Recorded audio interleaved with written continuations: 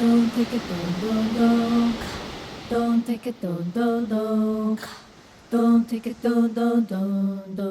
Don't take it, don't. Welcome, everybody. It's great to be back doing our webinars in the new year. I am Kira Epstein. I'm the program coordinator, and we're welcoming today astrologer and intuitive Rachel Lang back to the new school. Last year we did a spiritual biography with her. We're recording this conversation. We'll have them on our website. And you can also find all of our recordings on SoundCloud, YouTube, Apple Podcasts, and Spotify. We have a great lineup of conversations this winter and spring. You can find them all of them on our website. That is tns.commonweal.org. It's always great to have Michael here with us as a host. And I just want to say that Michael is the founding director of the new school and the co-founder of Commonweal. And he's been recording these conversations at the new school since the beginning. And we are celebrating our 15th anniversary this year. So it's great to have Michael here with us. With that, I will turn it over to Michael, and you can begin your conversation. Thank you. Thank you, Kira. And Kira does such an incredible job, as does Ken, with making the new school possible for all of us. So, Rachel Lang, welcome back to the new school. Thanks so much, Michael. It's so great to be back and to be with you all today. Wonderful. You know, we have a little story together that I'll start with. Our mutual friend, Susan Braun, introduced us to each other and said, you know, I thought we might like each other. So I did a reading with you, one of your astrological intuitive readings that you do professionally. And I was so struck with it that we began corresponding. We developed a friendship, and I asked if you'd do a spiritual biography. And honestly, your spiritual biography is so worth listening to. It's such a powerful, powerful story. So it's the backdrop for our conversation today. And as our friendship developed, we branched out into many directions of astrology and intuition and archetypes. And as we thought about what kind of work we could do together, because we've really been exploring work together, we thought, well, a great starting point is to begin some conversations. So here we are talking about astrology, archetypes, and the Aquarian Age. And where would you start with us, Rachel? How would you begin? Well, I think, first of all, just acknowledging that it has been so great to work with you, to get to know you, to have these conversations. And so I really see today's conversation as being a way for us to invite people into some of the dialogue that we've been having and into these larger conversations about the ways in which the astrological events that are happening correspond to what's happening here on Earth, and how we can use that information and draw from the symbolism of that to make really conscious choices about how we move forward and co-create together the kind of world that we want to live in and that we want to leave for future generations. And I think right now, more than ever, we have some significant cycles changing that point to the need for us to be really dedicated to taking action, and to find ways to work with nature, and to see ourselves as not separate from it, but a part of it. And so I think that's where astrology can be really valuable, and having this conversation can be really valuable. Yeah, and we both care about nature, and we both also care deeply about justice.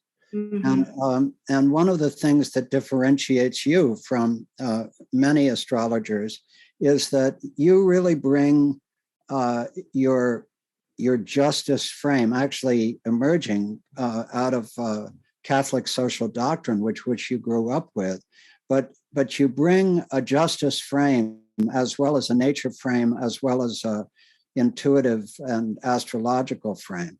So starting there, let's start with what are the major astrological events that are taking place right now that are affecting us personally, that are affecting the United States, and that are affecting the world? What is happening that really stands out?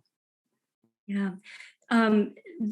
Before I talk about that specifically, I think one thing that I think could be really valuable in just asking, I think the question of how are these how does astrology, how do these planets, how do these lights in the sky relate to what's happening here on Earth and in our personal lives? I think before we go into some of those cycles, I think it can help just to create a framework for. Well, that'd be great.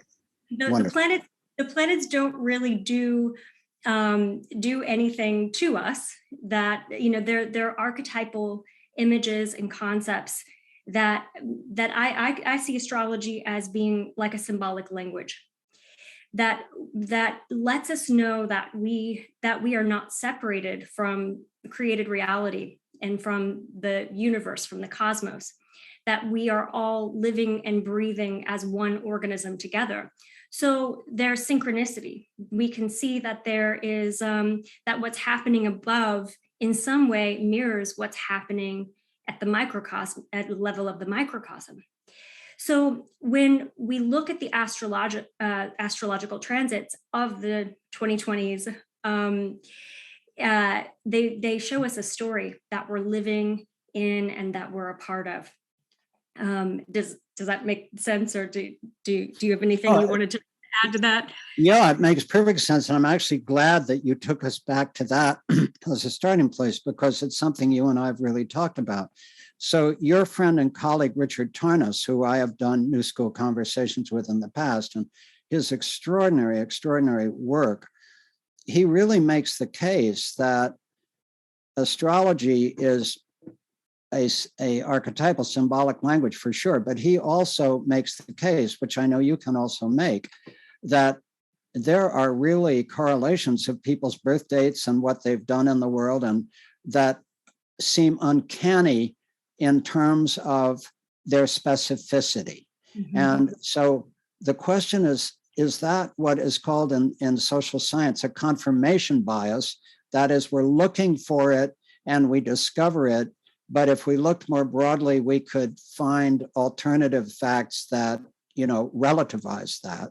So one question is that real in some undeniable form, leaving confirmation bias aside, or is what we're dealing with the incredible power of archetypal stories for human beings? So even if your birth date say predicts nothing, even if it predicts nothing, nonetheless, in astrology, in Enneagram, in I Ching, in Tarot, in mythology, human beings have forever been creating these unbelievably powerful stories. And my point of view is, even if the birth date or whatever isn't predictive, and there are uncanny suggestions that they are predictive, but even if that's not happening, the power of these archetypal stories to help us make meaning out of our lives and events is itself invaluable. Mm-hmm. And as I've said to you, if you ask whether the astrological story of our time that we're going to be talking about is, quote, real or just, quote, a myth, I would say, is it any less real than the myth that unfettered capitalism and eternal progress isn't going to run into planetary limits, or that we live in a deeply democratic and just society? So from my point of view, these are all myths. Yeah. And what astrology, I Ching, Tarot, Enneagram, and mythologies offer us is myths that over time have proved immensely creative and generative. Mm-hmm. So I guess I'm glad you brought us back to that. Mm-hmm. And I think we can hold it that you're going to be showing us some of the uncanny resemblances, that this is real in some way that is part of the mystery, is synchronicity, as you put it. But even if we set that aside, the power of the myths to evoke creative responses. And of astrology to do that seems unquestionable to me. Absolutely. And if I could share a story to illustrate. So I lived in Joshua Tree for a year. I made my wife live out in the middle of the nowhere, out in the desert. And in Joshua Tree is a dark city. So, there are parts of it that are completely dark. So you can look up and see so many stars. And there would be nights when we wouldn't have the computers, we wouldn't watch TV. We would just sit outside and watch the stars. And I really got a sense of what ancient cultures, of the types of imagination that the stars evoke. That it really put me in touch with what the ancients were doing. That every single night, as the planets are moving, as the Earth is moving in relation to what's happening in the celestial world, that you can see how you feel both small and you feel both awestruck by the level of connection that we have. And so, yeah, absolutely. Astrology opens up our imagination, and it opened up the imagination of the ancient world. And so they could start to follow patterns. And here's what's brilliant about astrology. Astrology is all patterns. It's all cycles. So economists can use astrology. Like everything can be predicted, not in the way that we're saying this planet is moving here and that means this, but in a way that we can see where certain trends were, where certain astrological events were happening, 10 years, 15 years, 30 years, 160 years ago. And we can say what's similar about this time to what was happening then.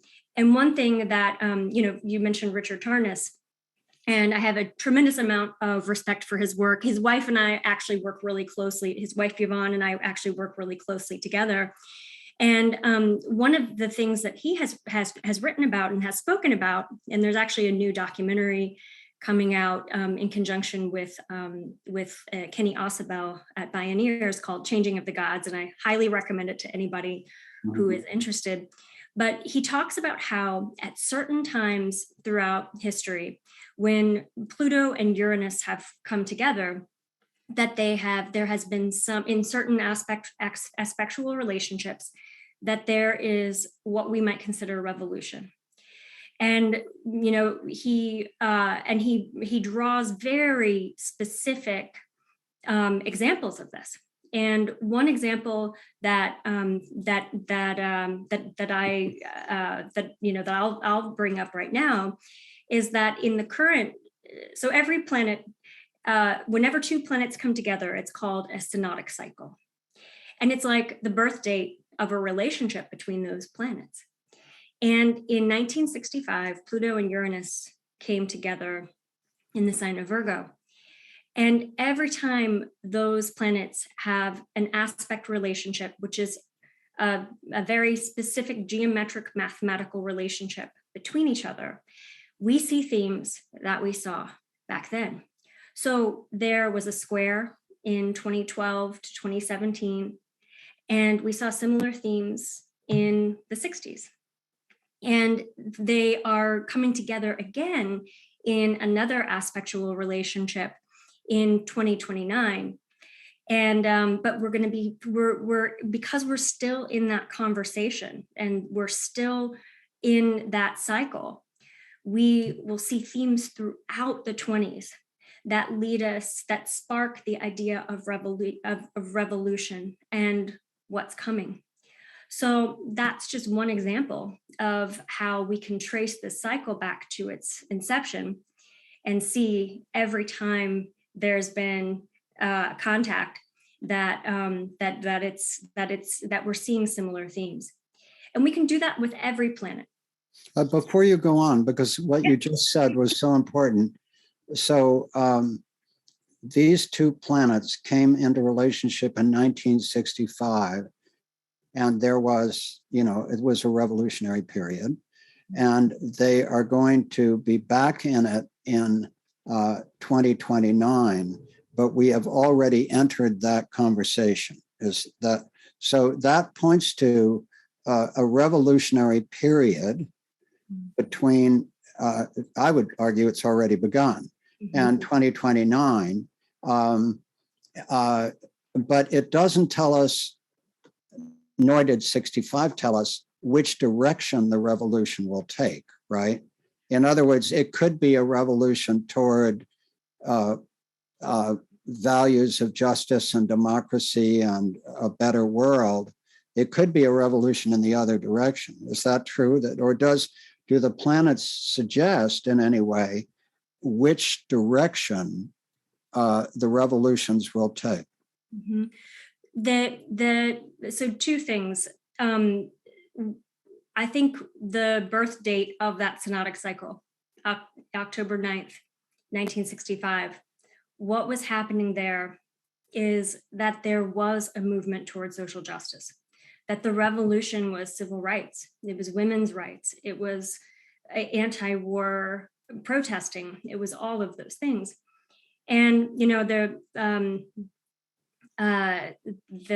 saying, the arc of justice, the arc of, the arc of history is long, but it bends toward justice, right? Exactly. Thank you. I think that overlies everything, every one of these cycles. So if we look at what was happening in the 60s and see, oh, okay, there was a movement, a big movement toward justice. And then what was happening in 2012 to 2016, when we had that square, there was a challenge between those two planets. And so we could see both the sources of injustice and the advocates for justice. We could see things coming into the light that sparked the revolution, sparked a need for revolution. And when they're coming back together again in 2020, we'll be feeling this from 2026 to 2029. It's a trine aspect. So trines and sextiles tend to be a little bit smoother. And during times when we've had Pluto and Uranus coming together in a trine aspect in the past, and particularly in the two signs that they're going to be in, so Pluto is going to be in Aquarius and Uranus is going to be in Gemini, we see big movements and revolution of thought. And we also see revolutions in terms of giving everyday people access to knowledge, to information that otherwise was kept for the elite. And so, yeah, we are already seeing that trend. I mean, I think we saw some of it starting with the Robin Hood and a lot of the economic shifts that we've seen since Pluto has been in Capricorn. So we're already paving the way for some of these bigger movements. And I mean, I know I'm an idealist, but I really do think that we are moving toward more justice, and that the revolution will be individuals. I think it's going to be a lot about individuals and versus corporations. Well, that's fascinating, because actually you and I haven't talked about this, so it's new territory for us. So is your sense that astrology itself, as you understand it, moves toward an arc that is long but moves toward justice and human values? Do you see that? In other words, is it an overarching movement toward justice and things that we would wish for, or not?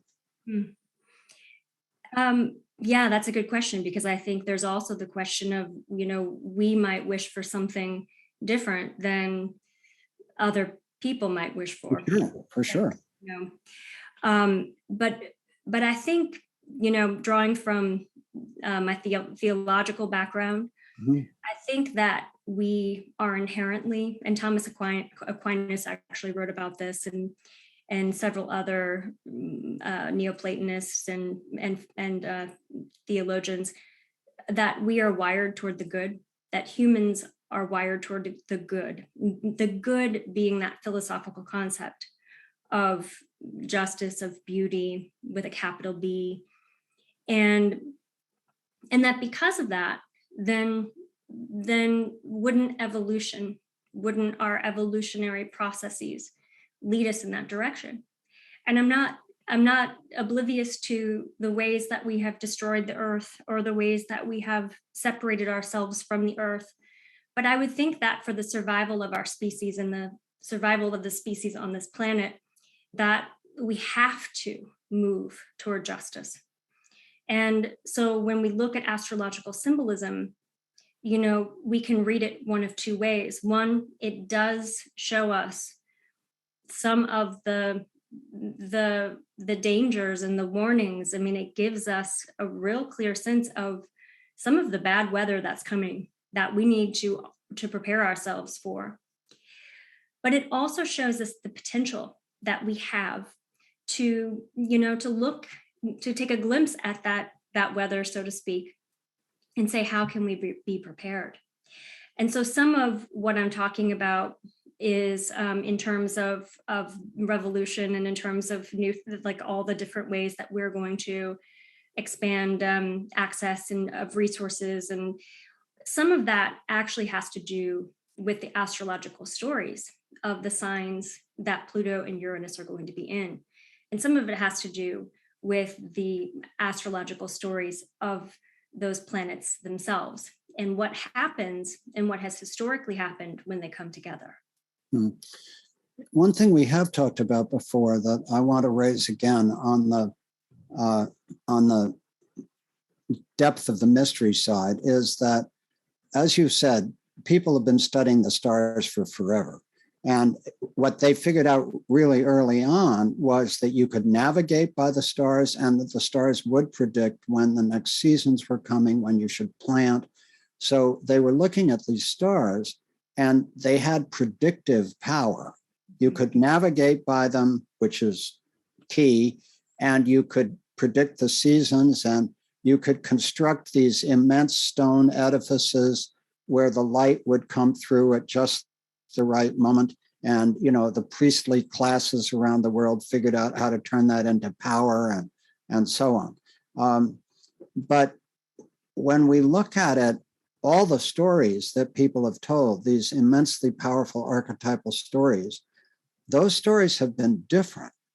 And so you have Ayurvedic astrology today, you have the Chinese zodiac, you have Western astrology. So it seems to me hard to argue that one form of astrology is intrinsically superior to others. Mm-hmm. And therefore, we have this strange conjunction that you're telling these immensely powerful stories, which feel predictive in a certain sense, but wouldn't Vedic astrology or the Chinese zodiac or all the other astrologies in the world tell different stories? And how can we privilege the story of contemporary Western astrology over those other stories? Mm-hmm. I don't think we can privilege one over the other because first of all, those stories overlap, that there are these archetypal images within every different system of astrological thought.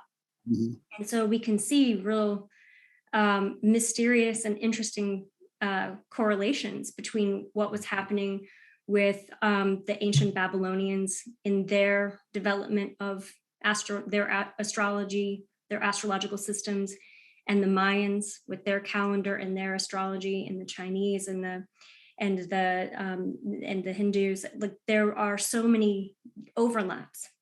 And so while the two that I'm most familiar with are Western and Vedic to a certain extent, but not really. I tend to be very hyper focused, mm-hmm. So mm-hmm. I stick to Western. But but I think, as with any symbolic system, that when they get to a truth of the human experience, and that truth is happening simultaneously within different cultures in different ways, expressing itself in different ways. The stories we tell are slightly different, but there's, a mother goddess, for example, in every culture. And there's a king god. So these are archetypal images that are a part of us, that are interwoven into our own psyches, and that we can see reflected in our world. I want to ask you where you'll take us next, but I want to offer one other example on behalf of your sense that we're wired for the good. And that is, I'm sure you're familiar with this, but there's this wonderful principle called the Theanthropic Principle, which you can look it up on Wikipedia, those who are not aware of it. But basically, it says that the entire cosmos that we know, as opposed to the multiverse theory, but the only universe that we can see, seems to be perfectly designed to support life. Mm-hmm. And there's a strong anthropic principle and a weak anthropic principle, but it's the only universe that we can see seems perfectly designed to support life. And therefore, and I often think that Stephen Hawking and the people who posited the multiverse, they do that because it drives them crazy to think that the universe is designed to support life. How could that possibly be? And so they have to argue that actually that's just a random accident. And there are all these billions of other universes. We happen to live in the one that supports life. But that's actually not the simplest interpretation. If you use Occam's razor, what's the simplest interpretation? Simplest interpretation is the only universe we know is designed to support life. And given that that's true, that means that the laws of the universe are in some sense generative of organic life, which means in some sense that the universe is an organism based in love as the generative force. So if that's the case, not only is Aquinas right that we are oriented toward the good, but that's true because we are at the microcosmic level an expression of this macrocosmic, and so therefore, if the universe is designed to foster organic life, all over the universe are these experiments in what forms of life develop and where, as life develops and becomes, in Thomas Berry's sense, the eyes with which the universe looks back on itself, where do life forms develop which have the wisdom to live within the organic laws of the universe? And we are indeed one of those experiments. And those experiments are infinitely precious. So to me, those come together with the power of these cosmological languages like astrology to say, these languages are actually better in some very real sense than our theories of eternal capitalist growth or whatever it is. So Absolutely. I'll stop there and would love to hear where you'd like to take us next. Yeah, well, I think just to follow up on what you just said, that our ancient ancestors, they, in a lot of indigenous cultures, the gods and goddesses were here on Earth. They were the wind, the fire, the sky, the stars, and so we could relate with the divine in a very physical experience. And then what started to happen through the Enlightenment is that, and as we started going into, industrial revolution, as we started to go into, as the patriarchal cultures started to really, take off, we began to separate ourselves from nature and from our bodies and we went into a dualistic framework, separating God from us. And so I think astrology, and one of the reasons why it's so popular right now, I mean, I've been practicing this a long time, and there were many, many years where I couldn't even, I had to, on loan applications, say that I was a consultant or, it was not really taken seriously when I first started doing this work. And now it's there's this whole movement toward, it's trending now. We're having these conversations in places that I've never had before.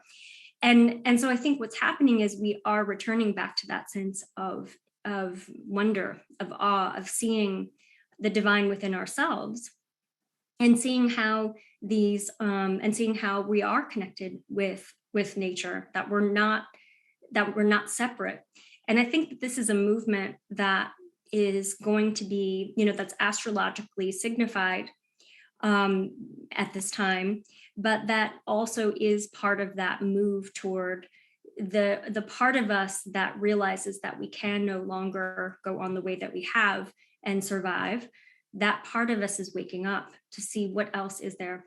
And I love the fact that you said that they used to navigate by the stars, because I think that that's what we're doing right now, in a way that we're not sailing ships across the ocean, but we can really navigate, using astrology, our way to creating some real solutions for some of the problems that we have right now, and especially some of the environmental problems that are going on, or as you talk about, the poly crisis.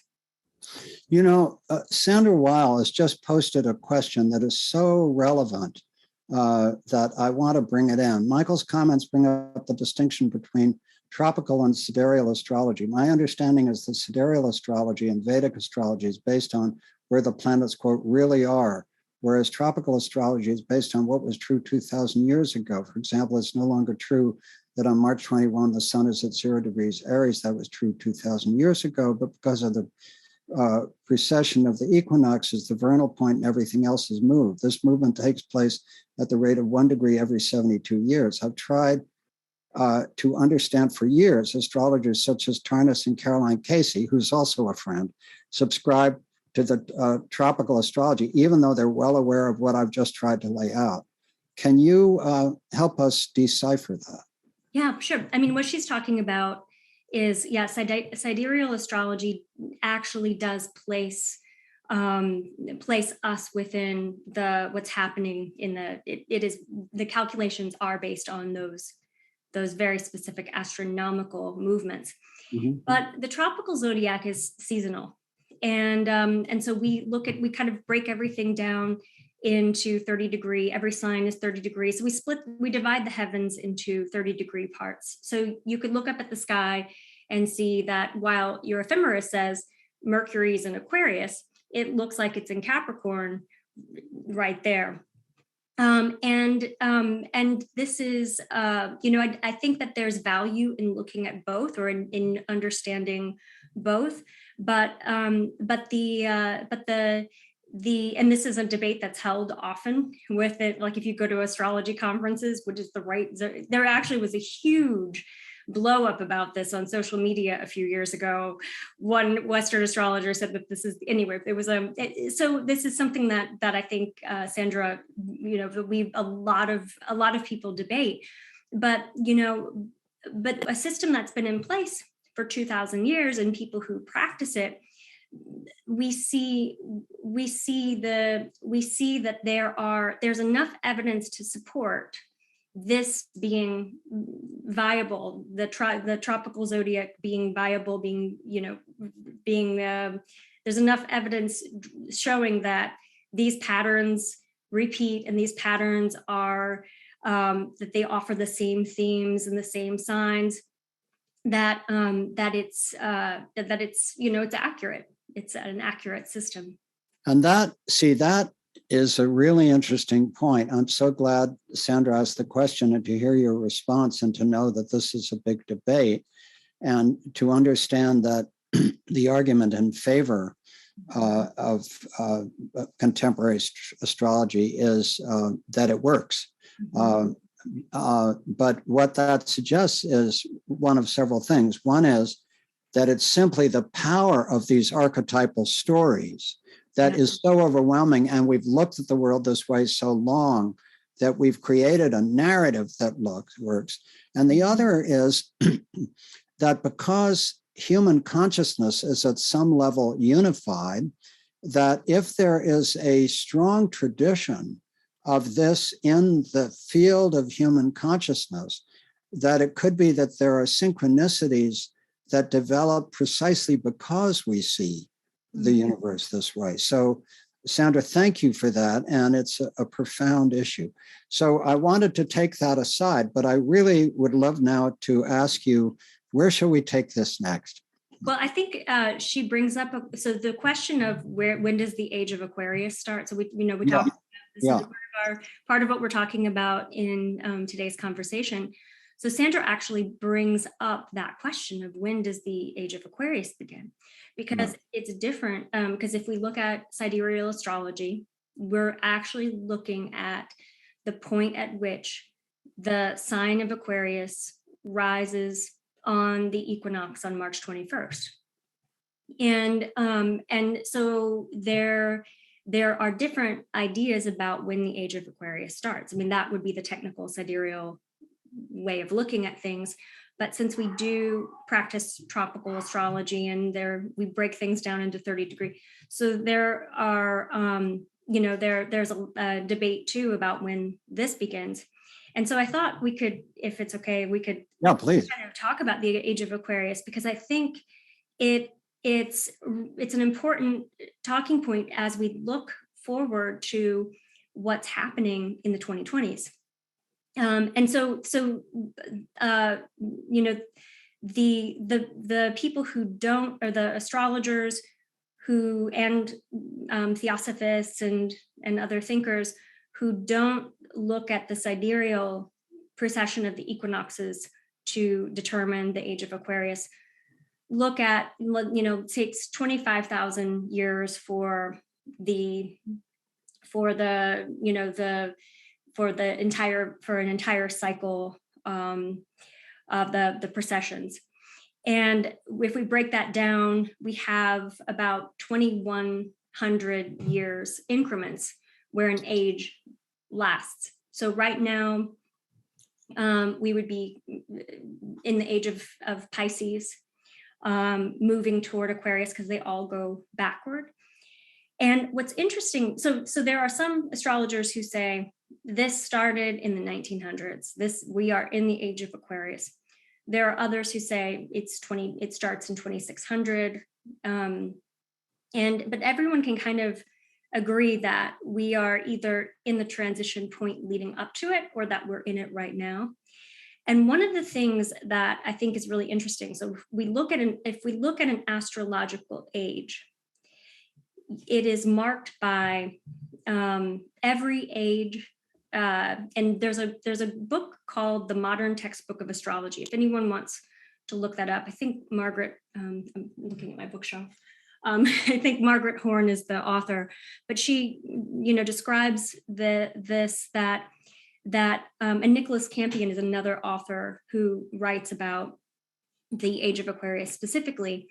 But one of the things that we see is that during each age, there is an idol of worship that relates to the symbol of that sign. So for example, during the age of Taurus, there was the worship of the bull. And then in the age of Aries, the Egyptians were worshiping the ram. In the age of Pisces, Pisces is symbolized by two fish swimming in opposite direction. And Christianity has been a big feature of the age of Pisces. And so the symbol for Christ is the fish. When we move into the age of Aquarius, the age of Aquarius is actually a concept that was written about, I think the Theosophists were the first ones to write about the age of Aquarius in the 1800s. And so theosophical teaching was really instrumental in giving us a frame of reference for the Aquarian age. I personally think that while we're still sort of in the transition between Pisces and Aquarius, that as in 2020 at the great conjunction between Jupiter and Saturn that happened in the sign of Aquarius, that really kicked us into the ideals of the Aquarian age, which are, and we can draw from some of that theosophical literature, we can draw from the symbolism of the sign of astrology. And so astrology, or Aquarius rather, is the sign of the individual, but it's the individual within a group collective. So it's about our individual participation in the whole. And the symbol of the water bearer is actually the mythological character of Ganymede, who brought water, who was so loved and so handsome that that he was taken up to Mount Olympus to serve water to the gods.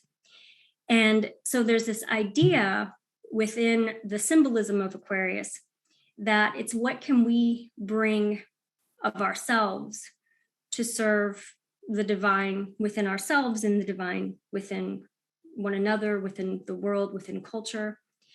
And I can talk about some of the Aquarian symbolism or some of the meaning of that sign, but I think that it's really important for us to have that framework as we're moving into the 20s, because, you know, Saturn's in Aquarius right now, and Pluto is going to be entering in 2023 and 2024.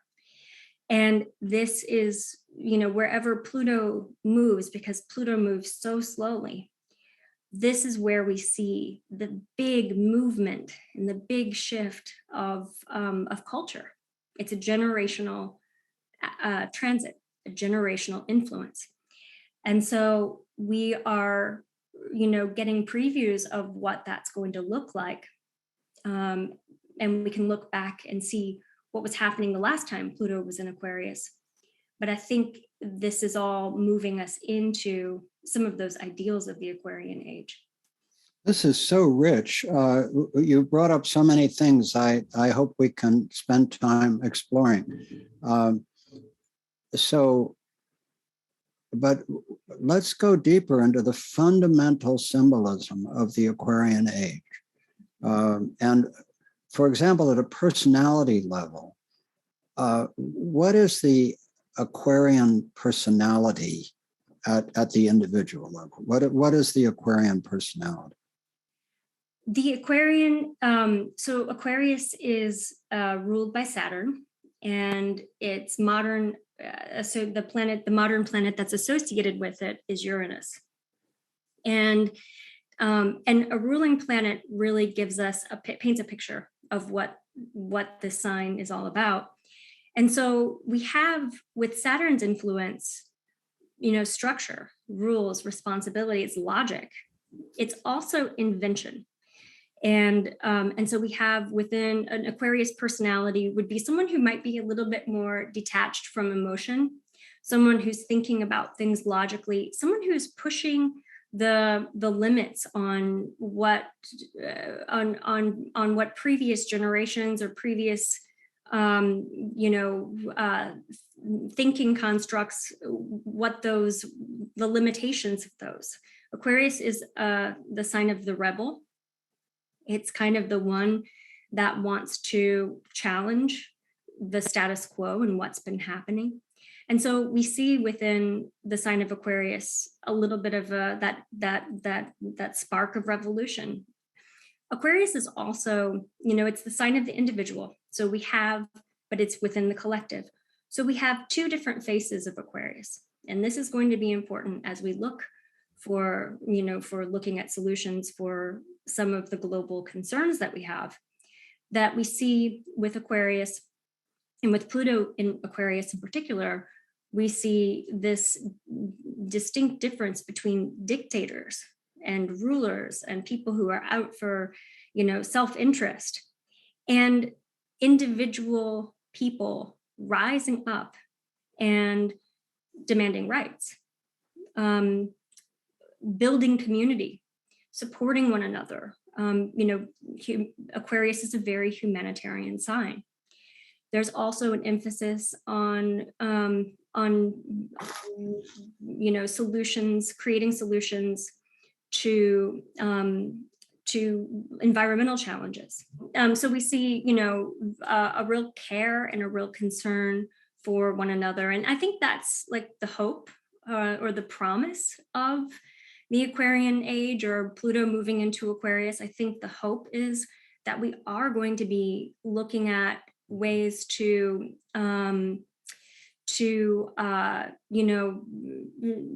support one another, help one another. We're going to see things like, we are already seeing things like crowdfunding, cryptocurrency. There's a movement to decentralize those kinds of systems and bring back the individual power and the power that we all have when we band together and create change from a really grassroots level.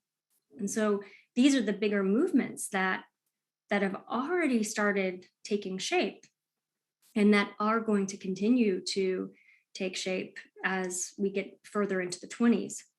And there's a real technological piece to this too, because Aquarius is the I always associate Aquarius with, in invention. It is the planet of technology. We do see a lot of technological and space movement and innovation during times when Aquarius is really prominent. It's really interesting that you mentioned that, because the book that I'm reading now, as you know, I have a deep interest in the global poly crisis, and that's a center of my research right now. And obviously there are a lot of people who take a deeply tragic, pessimistic view of the future, but there are also people who take an optimistic or hopeful view. I actually distinguish between optimistic and hopeful, but there are people who take a hopeful view. And one of the people who takes one of the most hopeful views is a guy named Ray Kurzweil. I don't know if you know about him. And this book, my tremor makes it a little hard to see, so I'll shake here for a minute. It's called The Singularity is Near, When Humans Transcend Biology. And Kurzweil is a genius by any standard. And he makes the case, which a lot of people endorse, that actually this immense acceleration of technology, which is accelerating, whether for good or for evil or both, it is accelerating at, log speed. It's just going straight up. And so it is transforming human life on Earth. So if we want to be hopeful, and Kurzweil is hopeful, but if we choose hope, we can say that in the Aquarian age, with this technology focus, that actually we can bend the arc of technology toward justice. Yes. And that's there's a big debate between an extraordinary man from Sun Microsystems called Bill Joy and Ray Kurzweil. And Bill Joy wrote an article for Wired magazine called "The Future Does Not Need Us," about how biotechnology, nanotechnology, and robotics was going to create a world where we were moving from weapons of mass destruction to technologies of mass destruction that could be cooked up in some adolescent's garage. And therefore, there was this immense power to build atomic bombs or terrible bacteria or viruses in your garage or in your bedroom or whatever. And so Bill Joy took a deeply, pessimistic view. And in this book, The Singularity is Near, Ray Kurzweil and Bill Joy debate each other. So again, I'm just bringing up that what this has in common is that the age of Aquarius, with the centrality of technology, will be a time when our hope and prayer is that Kurzweil is right and that we can move it toward justice. Of course, there's the other point of view, which is very deeply felt, which is, it's almost like a medieval point of view, which is technology is going to take us to a bad place. We just have to stop it. We just have to stop it. But I think it's hard to stop.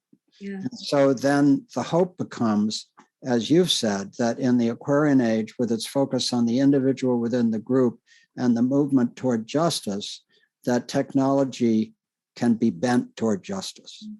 Yeah, and I think let's look at Pluto for a moment and pick apart that archetype a little bit, because this can help us understand that very thing. Pluto is mythologically the god of the underworld. And so Pluto was the one who was responsible for taking souls And Pluto was relegated to the underworld, which was the caves, the caverns, the dark places. And those were the places where gold, where jewels, where, precious stones were held. So Pluto was also the god of those riches. And so I like to think about this on a metaphoric level and look at Pluto as Pluto shows us the deep, dark aspects of whatever it's coming in, whatever sign it's moving through. And we can see this in our own personal charts too. When we go through a Pluto transit, it can be a really interior time where we're healing some very deep stuff. And so we shine a light on what's not working. And then as a result of that, we come home with treasures. And Pluto has been in Capricorn since 2008. Think about what was happening in 2008. This was the time of the mortgage crisis, when the economy was crashing, the housing market was crashing. And what we saw was a spotlight on corruption within industry, and specifically within banking. These are Capricorn themes. Capricorn is corporations. It's kind of those patriarchal structures of religion, organized religion, economic systems, government, institution, like those kinds of institutions. And since Pluto's been moving through Capricorn, we started with the Occupy Wall Street movement. And now here we are looking, cryptocurrency came out of that time because there was a real awareness for the first time in my lifetime anyway, of the dangers of corporations having that much power, and power being related to money. And so Pluto shone a real light on the destructive aspects of lending, finance, government, all of those things. So that's an example of how Pluto shows us what needs to be fixed. And it usually breaks things down. It's the death and rebirth. So we die to the way that we have been living, and we give birth to a new system. And that hasn't happened yet. We are still in the end stages of Pluto's time in Capricorn. And this year in particular is going to be really, really enlightening for us, probably not in the easiest way, of what else we need to do to separate, to basically give people power and take, and not have so much power in the hands of corporations. So Aquarius is technology.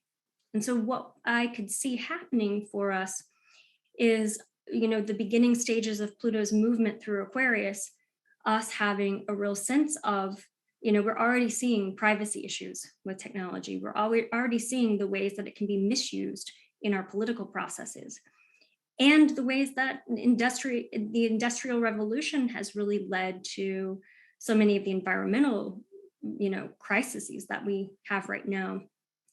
And so I think we're going to have to go through a period of really looking at the dangers of technology.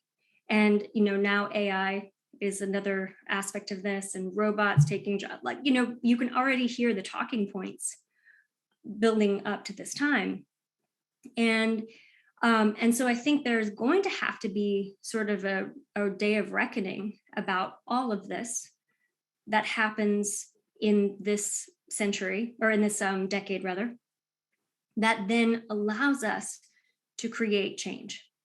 So I think that there's light at the end of the tunnel, but I think we have to go through the dark first, just to be able to see what we couldn't see before. Around the world, there is a growth in authoritarian leadership and a growth in people supporting authoritarians. The global poll data shows that young people are anxious, pessimistic, worried about the future. We are clearly going through that in the United States. If you take the United States with the birth date, whatever birth date you choose, is that what, when the Constitution was signed, is that what you choose or what? I use the Declaration of Independence. Declaration of Independence, okay. What is the astrological projection for the United States using the birth date as the Declaration of Independence? What do the next years look like for the United States? And basically, is democracy actually going to survive? Mm-hmm. Yeah. So the U.S. So every 248 to 250 years, Pluto goes back to the same place it was 248 years ago, and that's called a Pluto return. And so the U.S. is getting ready for its Pluto return. It actually happens. The first exact aspect is on February 20th. So just wow, let's just hold on to that. In 13 days. Right. The exact aspect. Yeah. Okay, now that's a really big fact. So what does that symbolize for us? Yeah. So when and this will happen, we're going to be going through this all year. And usually a Pluto return is it's like an opportunity to adopt a new identity. Very often it's not going to be an easy time for our country as we try to navigate who are we in the midst of division with, the US Pluto's, and I have my chart right up here, so I'm referring to it if you see my eyes looking up. But the US Pluto is at 27 degrees Capricorn for those who follow astrology. And it's in the second house, which deals with taxes, income, money, our values and priorities around money. And so, the country was started, the declaration was signed, there were so, and this was, we're seeing very similar themes astrologically to what was happening back during the American Revolution, during that late 70s period, 1770s period. And so one of the things that was prevalent then, and that has been prevalent every time we have, Pluto has been at the last degrees of Capricorn, there has been an attempt to separate from some sort of oppressive system. So we saw this just before the Protestant Reformation, for example. Pluto was in the same place, and the American Revolution, but there were revolutions that were happening at other times at that period as well. And so the country is going to be going through an identity crisis, figuring out who we are. And I think that the economy is going to be going through a pretty volatile period as we navigate that question of identity. So I think we'll be looking at things like debt. And I think that this is going to be on a systemic level, but it's going to reach into our personal lives. And I don't want to make anybody afraid, and I'm definitely not giving absolute predictions because every astrological cycle has a spectrum of possibilities. But I think that these are all going to be things that we're looking at and things that we're raising awareness about. And I think the biggest thing, because Pluto shows us the dark underbelly, so to speak, I think the biggest thing that we're going to be seeing is the injustice with how, with how certain groups of people have been kept away from resources and therefore from power. And I mean, my hope is that we really shine a spotlight on that in a way that creates just solutions, and that disconnects the structures of power and the systems of power from wealth and corporation, and that puts it back into I think bringing about some of those real themes of what democracy was supposed to be at the time of American Revolution. It was for the people, by the people, and that has not been the case, or it hasn't been for all the people. So that's the projection for the United States. So this rising challenge of authoritarianism versus democracy, which is not only happening in the United States, it's really happening around the world. That's different from the birth date of the US as distinguished by the Declaration of Independence. Is there an astrological understanding of the global acceleration of conflict between authoritarians and democrats? Yeah, I think I personally, Saturn gets a bad rap for some astrologers, but Saturn relates to, where Pluto is shining a light on what needs to be healed. Saturn is looking at existing structures and saying, how can we fix this in a very rule-based, practical way? And we've had Saturn moving in its own sign. So Saturn rules Capricorn, Saturn rules Aquarius. And Saturn has been in Aquarius since late 2020. And before that, for 2.5 years, it was in Capricorn. And so Saturn is all about rules and structure and order. And so we've seen some of these themes of power and who has it, who doesn't, who misuses it. We've seen a lot of that under both Pluto's time in Capricorn, because we've talked a lot about Pluto and Aquarius, but Pluto's been in Capricorn since 2008, and then Saturn's moved through Capricorn and Aquarius, and this all really came to a head in I think we saw it in 2016 for sure.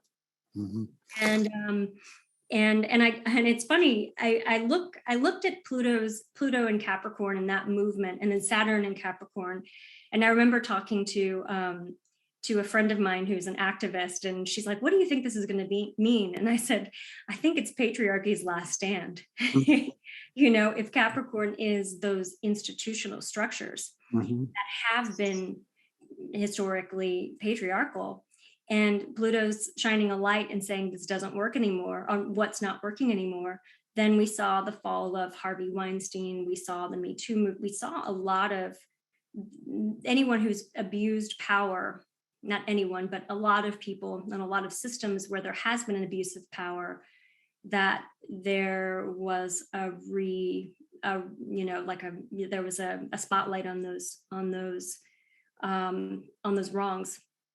And so I think Pluto's time in Capricorn and Saturn moving through its own sign is helping us to really create new infrastructure, and infrastructure is a Saturn word.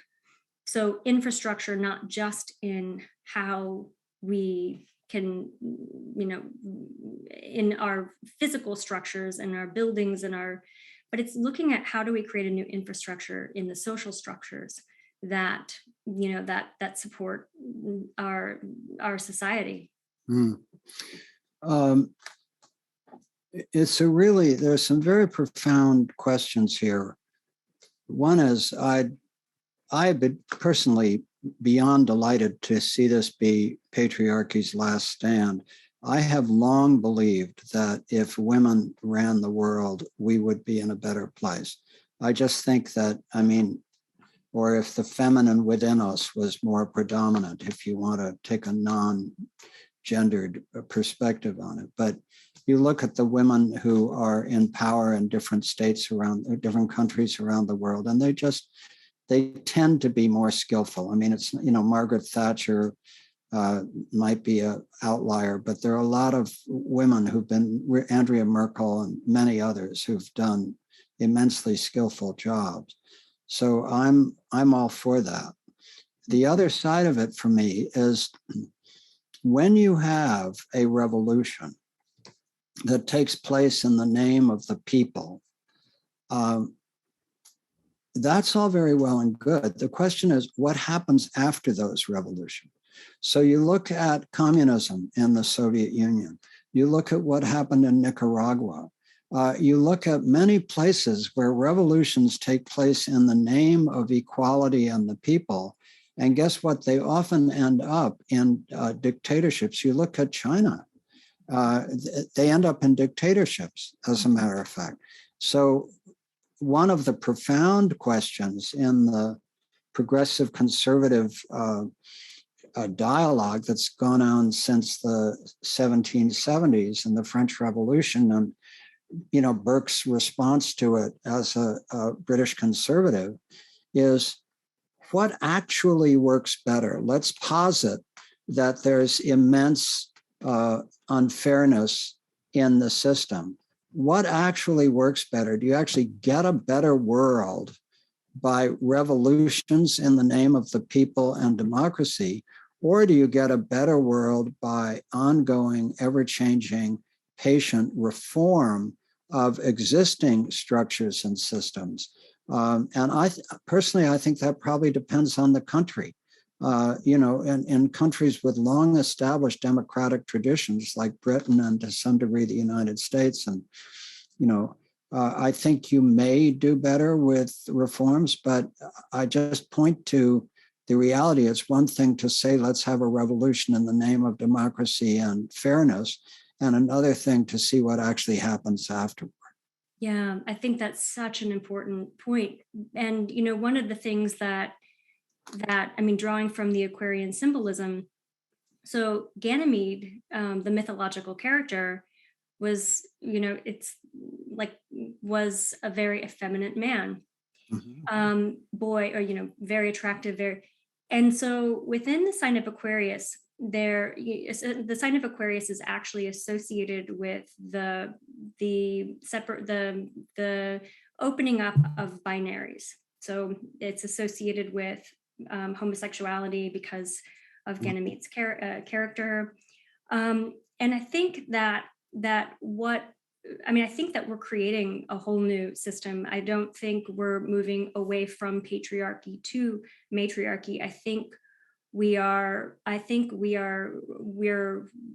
finding a way to move out of a polarized mindset worldview I think we might go to extremes to try to find our balance point, the extremes of dictatorship, the extremes of revolution and anarchy.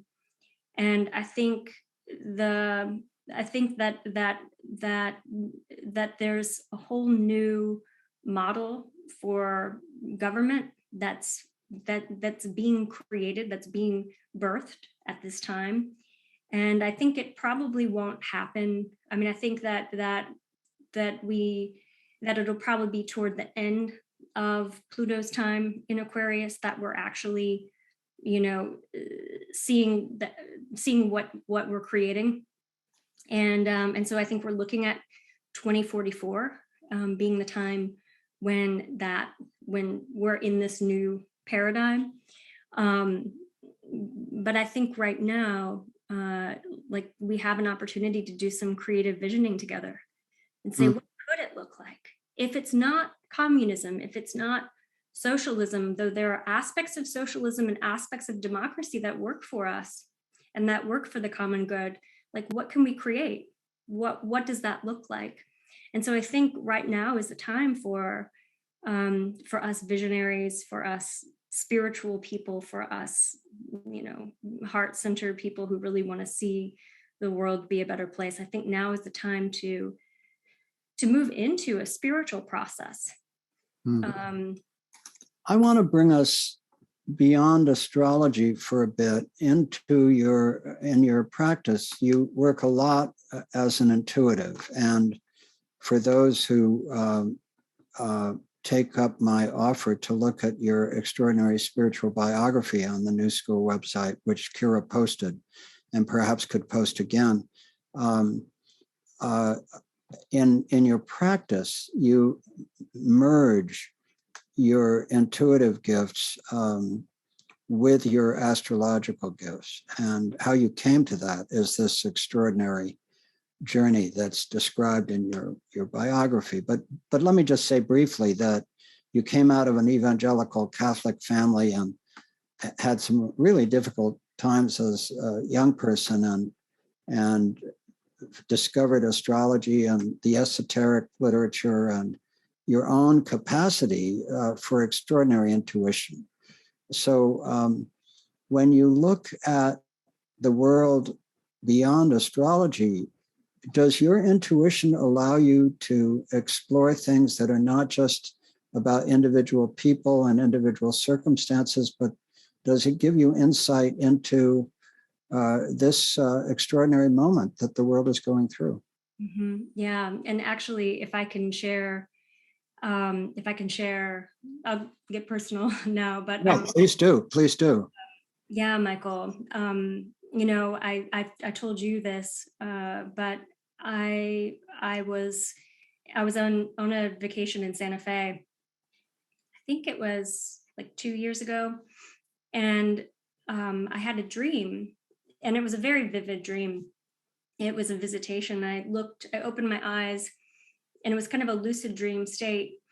And there were all these the ceiling was full of these indigenous faces of indigenous people. And I don't have any conscious awareness of my own lineage. So this was very much of a sense of like deep ancestry, but also a guiding message. And they were, I'm seeing the vision in my mind right now. And there was one kind of leader of this group who basically said that in order to create peace, that we need to be drawing from the wisdom of our indigenous ancestors, and that we need to create foundations of peace that start with the inside, start with who we are, our own, finding ways to balance the inner conflict.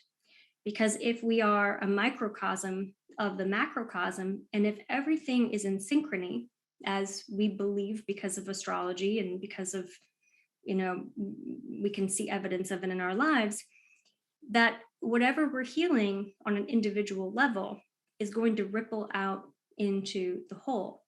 But that also those of us who are healing on that level have a call to be creating community for other people, peacemaking communities for other people who are,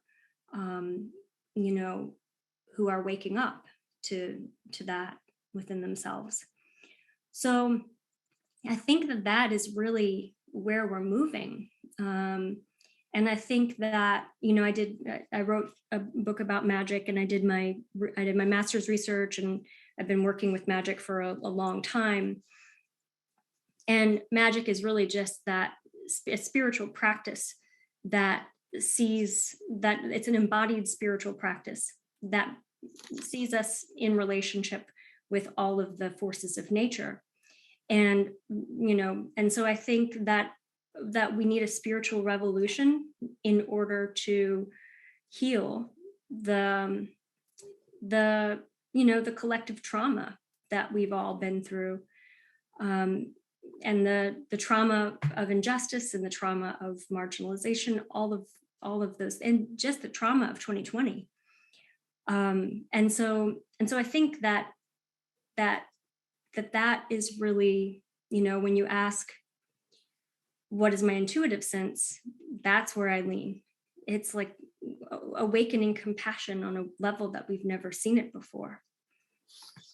We're talking about your intuition right now. When we do a session, I've watched you go into the intuitive space.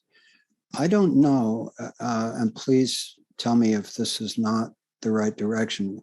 I don't know whether on a webinar it's possible for you to go into that intuitive space and ask either the indigenous leader or people that you saw what their guidance in this moment is, or whether there's any way, instead of simply talking about the intuitions you've had, to give people the experience of your intuitive work in the present about this. Is that possible? Yes, I love that. This is beautiful. All right. Actually, Michael, what I'm feeling would work best is if I can absolutely open, and I'm already doing it right now, as you can tell. For those who haven't experienced, usually when I go into that space, it changes the way that I'm able to process information. So my words get a little choppy. But actually, if I could work with your guides, there's one that's coming through, would that be okay with you? Yes, that would be perfect. Okay, great. And I'm feeling like there is, actually, that actually, Michael, would I be correct in saying that you've been asking some of these questions yourself? Like you've been exploring this, like where do you fit into this time? How do you plug into this time? Does that make sense to you? Yes, perfect. Absolutely. I mean, I am absolutely engaged in asking how I and how Commonweal and how our community and friends around the world can respond to the global polycrisis. That's the central question that I'm holding right now. Okay, beautiful.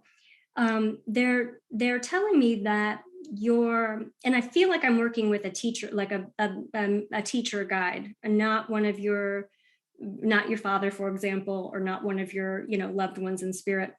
And I feel like you're asking this question for yourself, but everyone here, this is your answer too. So for all of you, like you all don't know, all of our participants, you don't know that you were called to this today, to hear this message that Michael's bringing in for you. But what I see, first of all, I see two things. He says, okay. So actually, he says that moving, so movement, so yoga. I feel like I'm talking about yoga, but in a different way than just going through the practice of yoga.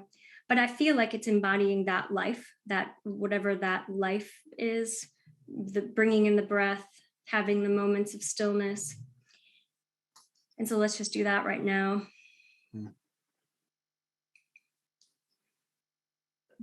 So he's saying centering the body. Centering the body so that you can draw in the energies of the earth through your feet. That you can, he's actually saying that the best thing that we can do is to be here on earth.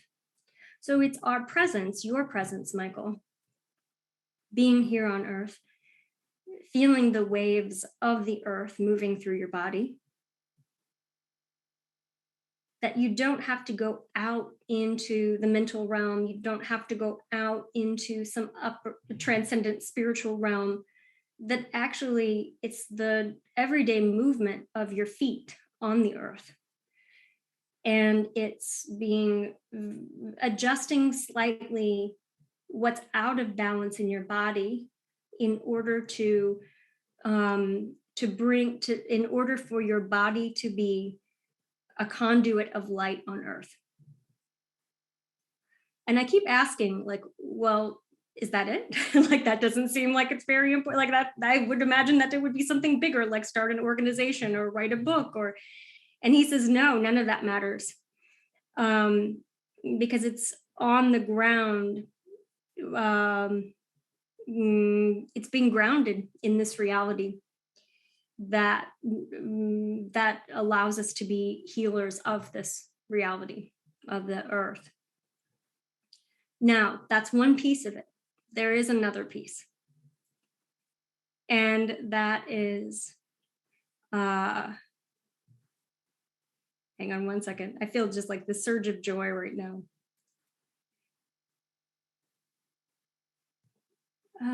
He's actually saying that I feel like this is a specific message for you. That gathering people together in circles. So the healing circles that you do, he said, do more of that, where people are actually holding hands.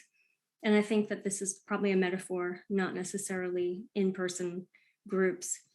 But if every single one of the people watching this were to do that, were to gather people together in their homes, in their churches, in their community centers, in their Zoom rooms, if every single person were to do that, and those people were to start their own circle, or other people were to start their other circles, then there would be no reason why we would have these problems, because it's the interpersonal connections, the one-on-one connections that actually do the most change, that ripple out the most change. And that's, he says, I'll leave you with that. Just go into quiet for a moment. Peace. Rachel, that was so powerful for me. Thank you. And I hope and trust that power extends to the community of us who were called to be together.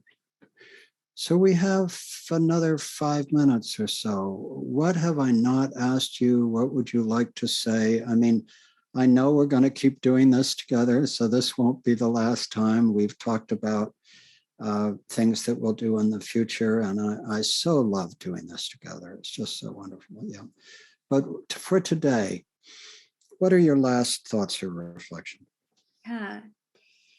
Oh, wow. That was really powerful. So I think I'm offering gratitude to your guides, to all the guides of now I can feel that as soon as I open up, I feel people like filling the room, saying hi.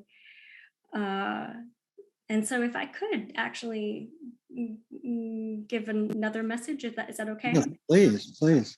Because I do feel like I want to connect. I feel like every single person here, and I want to connect with every single person here. And so I'm kind of going through the list in my mind of who's here. So if you're listening and you feel like, oh, I felt that, I hope so, because I'm doing that right now as your loved ones are sending information, at the risk of being too woo-woo. And so I hear that that actually it's all going to be okay. That we're also concerned about what's going to happen, and we see the wildfires, and we see the pandemic, we see all that is happening, and we're worried. But we are being so infinitely held and supported, and there are so many loving spirits who have our back, who want us to be happy, to be joyful. And so there's a message of we are, as much as we all feel a sense of responsibility for leaving the world in a better place than it is right now, or than it was when we were born, that we're not in this alone. And so let your path be filled with joy in what you do. And that energy, like that, reaches up to the spirit realm in a very big way. So that was the message. Thank you, Rachel. Well, it surely was powerful for me, and just judging from the people who are leaving notes, all kinds of lovely notes coming in. So folks, tune back in for more with Rachel and me. We're going to find ways to keep doing this together. Thank you for staying with us for the whole hour and a half. Rachel, thank you so much. And please hold on at the end for a minute so we can check in. And with that, Kira, I want to bring it back to you, please. Thank you, Michael. Thank you, Rachel. And thank you all for joining us.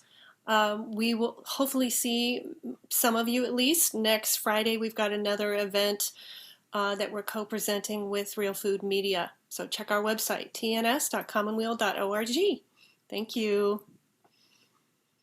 Goodbye, friends. Thanks for being with us. That's just wonderful. Don't take it, don't. Don't take it, don't. Don't take it, don't. Don't take it, don't. Don't take it, don't. Don't take it, don't. Don't take it, don't. Don't take it, don't.